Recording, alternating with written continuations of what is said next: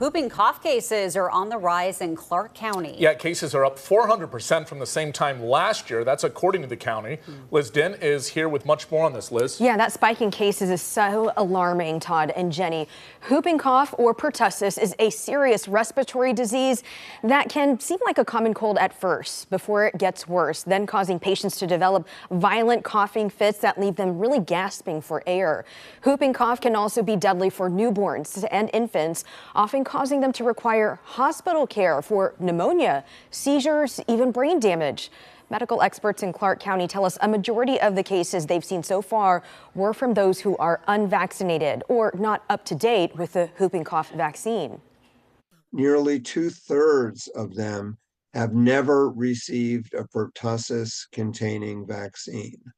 And then that number, when you consider both those who have not received any vaccine and those who are not up to date on it, the number goes up to 70%. So 70% of the cases are people who are not adequately immunized for whooping cough or pertussis.